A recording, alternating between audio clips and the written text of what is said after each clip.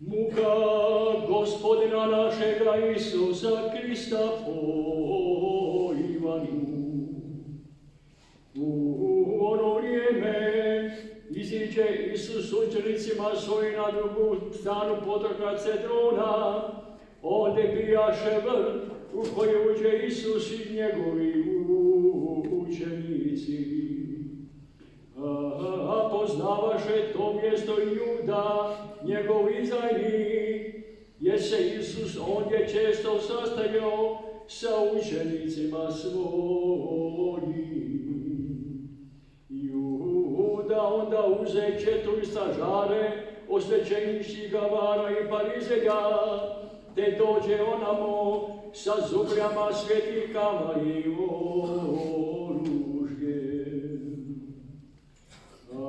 a Isus, znajući sve što će s njim biti, istupi naprijed i ih upita: Koga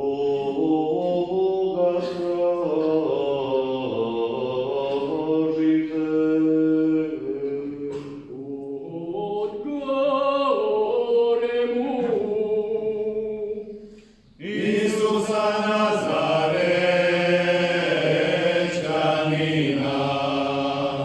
Kaže im Isus: Ja sam. Stajaše Simi Juda, njegovi izdajnica.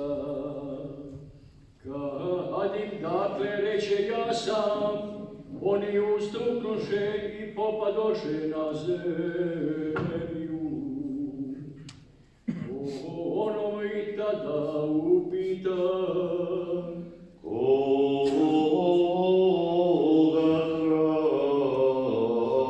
tražite? Oni odgovore: Isusa Nazarečanina.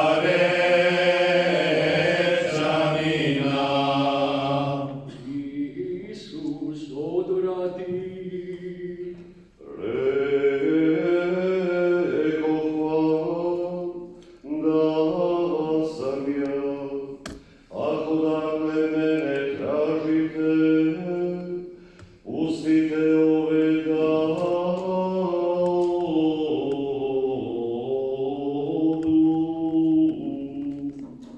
Da se ispuni riječ koju reče: ne izgubih nijednoga od onih koje si mi dao. A Šimun Petar isuče mač koji imaše uza se, pa udari slugu velikoga svećenika i osjeće mu desno uho. Sluga se zvao Maleho. Na to Isus reče Petru: Imaš u korice, čašu koju mi dade Otac, da ne pijem. a četa, zapovjednik i židovski stražari uhvatiše Isusa te ga svezaše. Odvedoše ga najprije Kani, jer on bijaše tas Kajfe, velikog svećenika one godine. Kajfa pak bijaše onaj koji dade savjet Židovima: bolje da jedan čovjek umre za narod. Za Isusom su išli Šimun Petar i drugi učenik. Taj učenik bijaše poznat s velikim svećenikom, pa s Isusom uđe u dvorište velikog svećenika. Petar ostava kod vrata. Tada taj drugi učenik, znalac velikog svećenika, iziđe i reče vratarici, te uvede Petera. Na to će sluškinja, vratarica Peteru. Da nisi ti od učenika toga čovjeka. On odvrati. Nisam.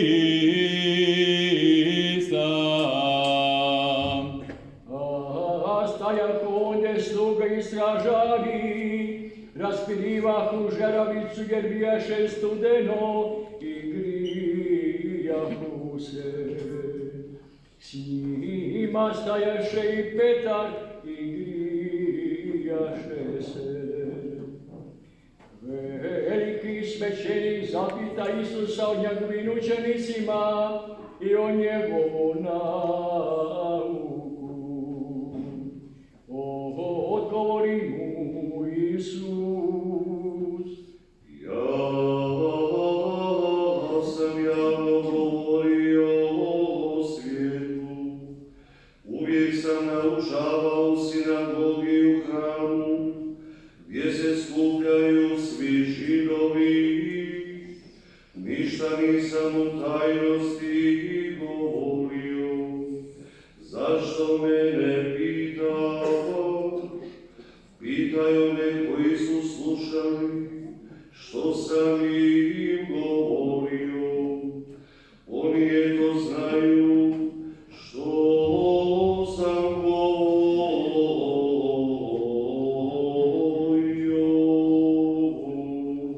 Na te njegove riječi, jedan od nazočnih stražara udari Isusa po obrazu, govoreći: Tako li odgovaraš velikom svećeniku? Odgovori mu Isus. Ako sam krivo rekao, dokaži da je krivo. Ako je pravo, zašto me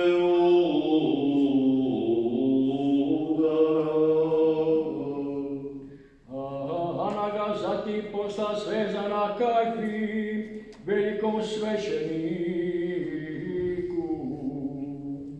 Šimon Petar stajao je ondje i grijao se.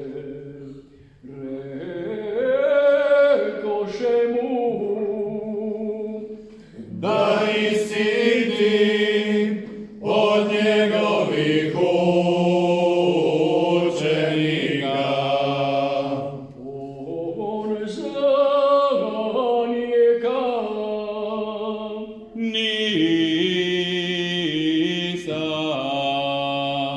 Na to će gledano slugu velikog svećenika, rođak onoga kojemu Petar osjeće uho. Nisam li te ja vidio u vrtu s njime? I opet Petar zanijeka. Odmah zatim pijetao zapjeva.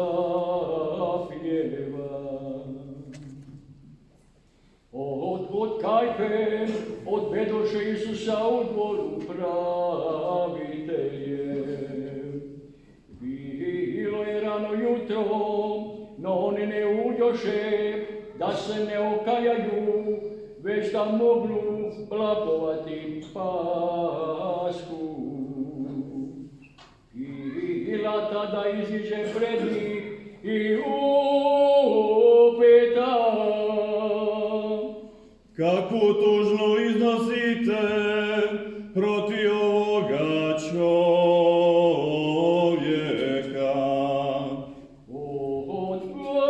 Odgovore mu: Kad ne bi bio zločinac, ne bismo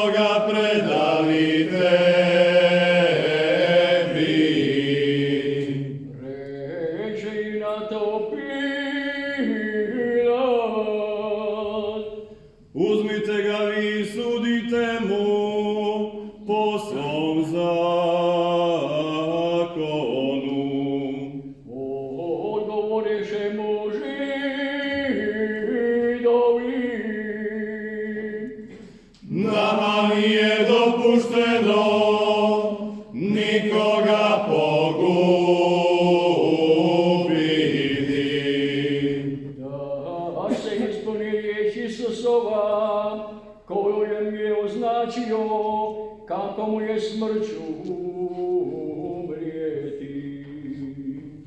Na to Pilat uđe opet u dvor, pozove Isusa i upita ga: Jesi li ti kralj židovski?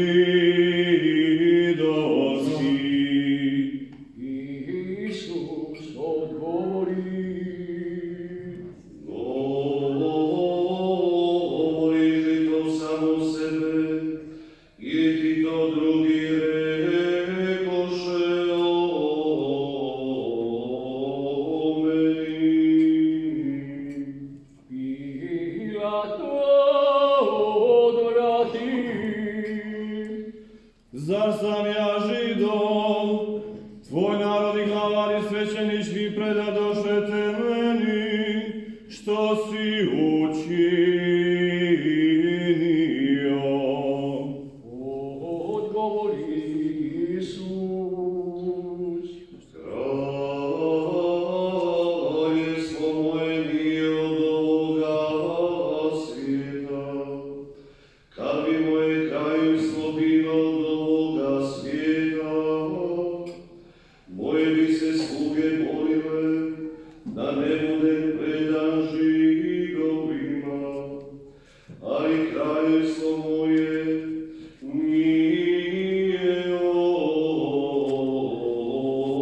odavde. Na to mu reče Pilat: Ti si dakle kralj. Isus odgovori: Ti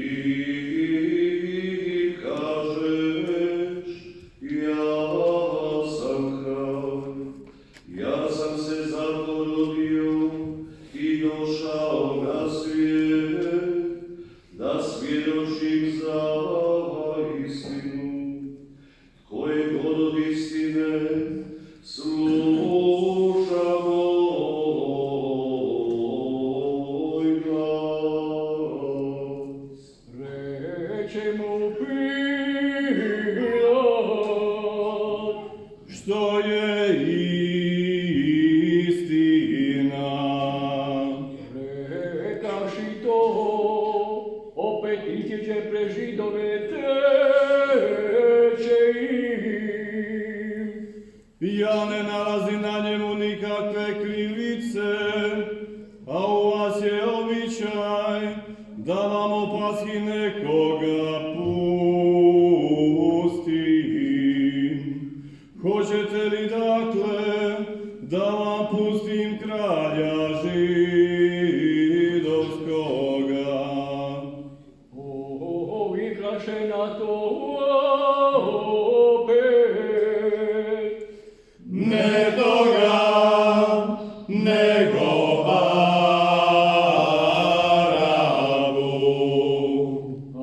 a Baraba bijaše razbojnik. Tada dakle Pilat uze izbičeva Isusa. A vojnici spletoše vijenac od trnja i staviše mu ga na glavu i zaogrnuše ga s grlenim plaštem. I prilažahu k njemu i govorahu: Zdravo kralju židovski. I udrahu ga po obrazima. I Pilat ponovo iziđe i reče im: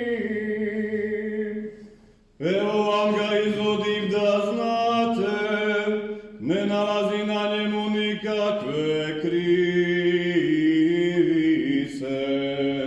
I iziđe dakle Isus crnovim vijecem u skeleto plaštu. A Pilat im kaže: Evo čovjeka. No, kad ga ugledaše glavari svećenički stražari, povikaše.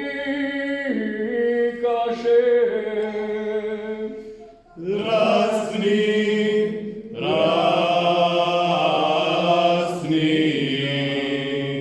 Kaže i Pilat, uzmite ga vi, razbite, jer ja ne nalazim na njemu krivice.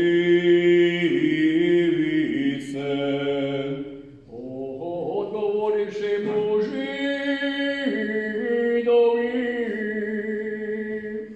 Mi imamo zakon i po zakonu mora umrijeti, jer se pravio sinom Božjim. kad je Pilat čuo te riječi, još se više prestraši, pa ponovo uđe u dvor i kaže Isusu, Odakle si ti? no Isus mu ne dade odgovora. Tada mu Pilat reče, Zar meni ne odgovaraš? Ne znaš li da imam vlast pustiti te i da imam vlast razapeti te? odgovori mu Isus. Imam nadamno nikakve vlasti, da ti nije dano odozgo. Zbog toga ima veći grijeh onaj koji me predao tebi.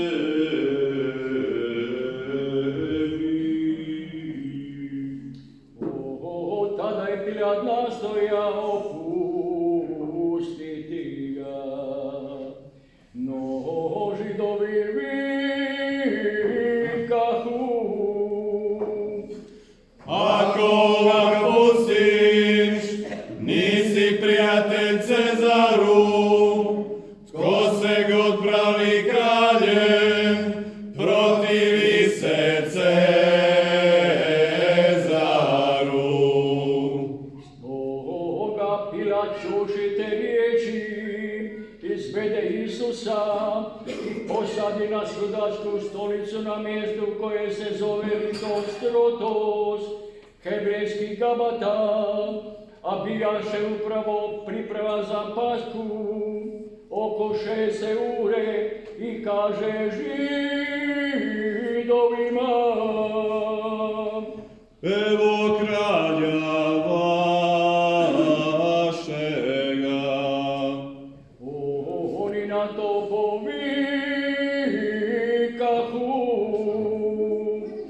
Ukloni,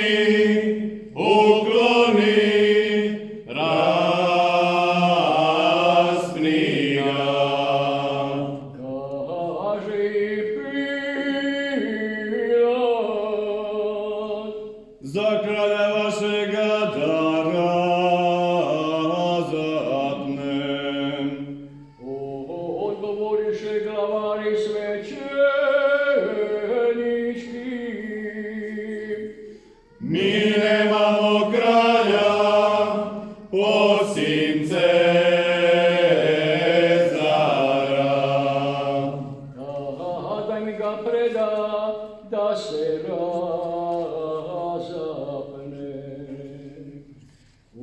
Uzeše dakle Isusa, a on noseći svoj križ izjeđe na mjesto zvano Lubansko, hebrejski Golgota.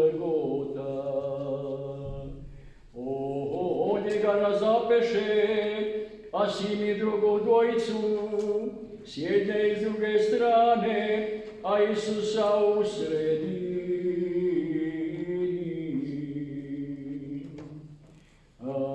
Napisa Pilati natpis, te ga postavi na križ. Bilo je napisano, Isus Nazarešani, kralj židovski. Taj su natpis čitali mnogi Židovi, jer mjesto gdje Isus bi raspet, bijaše blizu grada, a bijaše napisano hebrejski, latinski i grčki. Na to glavani svećenički rekoše Pilatu: Nemoj pisati kralj židovski, nego da je on rekao kralj sam židovski.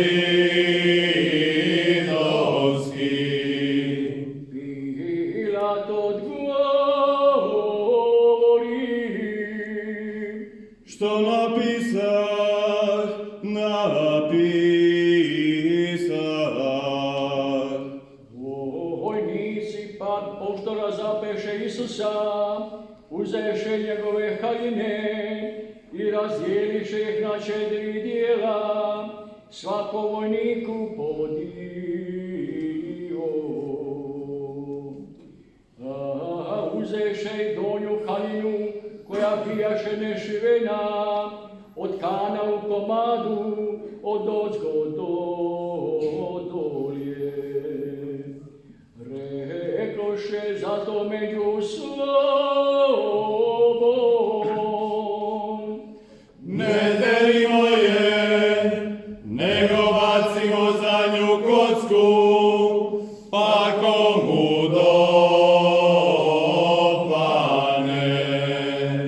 Da se ispuni pismo koje veli: razdjeliše među se haljine moje, za odjeću moju baciše kocku. I vojnici učiniše tako. Uz križ Isusov stajahu majka njegova, zatim sestra njegove majke Marija Kleofina i Marija Magdalena. Kad Isus vide majku i kad nje učenika koga je ljubio, reče majci: Ženo, evo ti sina.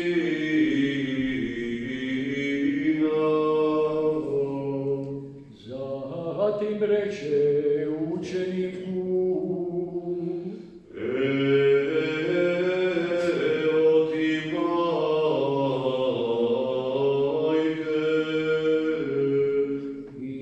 I od tog časa uze učenik sebi.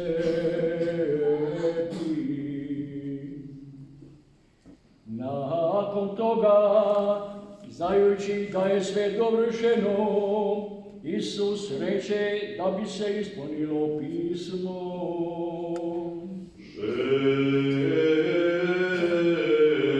Žedan sam.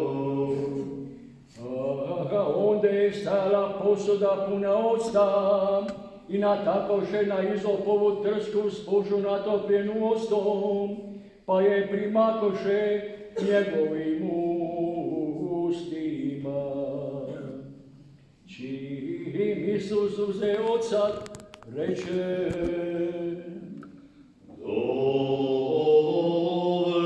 Dovršeno je.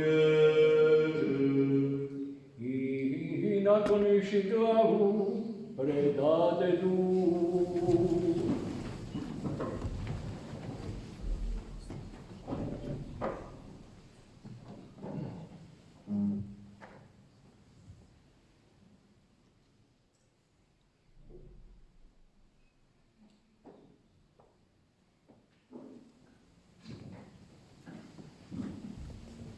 Kako bijaše priprava, da ne bi tijela ostala na križu preko subote, jer velike dan bi one subote.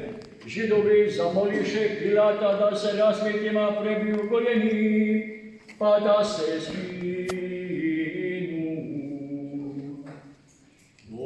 Odoše dakle vojnici i prebiše goljeni prvome i drugome, koji su s Isusom bili raspeti. Kada dođeše do Isusa i vidješe da je već umro, ne prebiše mu goljeni, njegov jedan od vojnika kopljem probode rebra i odmah poteče krv i voda.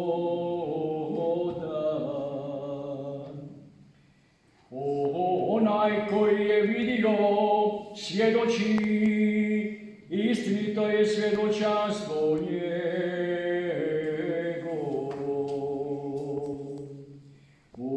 On zna da govori istinu, da i vi vjerujete, jer se to dogodilo da se ispuni pismo. Nijedna mu se kost neće slomiti. I drugo opet pismo veli, gledaše onoga koga su proboli.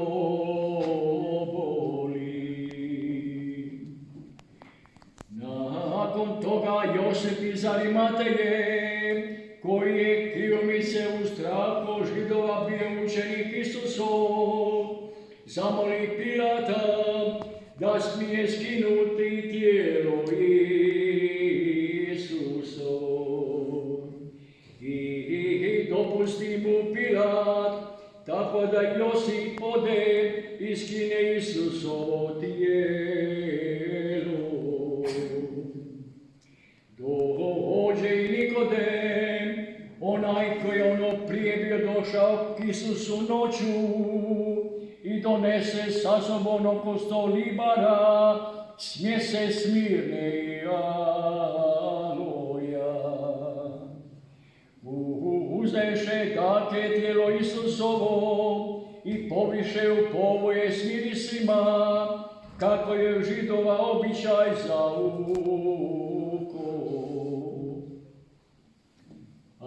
a na mjestu gdje Isus bi raspet, bijaše vrt i u vrtu novi grob, u koji još niko ne bijaše položen. Ondje dakle zbog židovske priprave, jer grob bijaše blizu, polože Isusa. Riječe Gospodnja. Slava tebi, Kriste. Izvolite sjesti koji uši.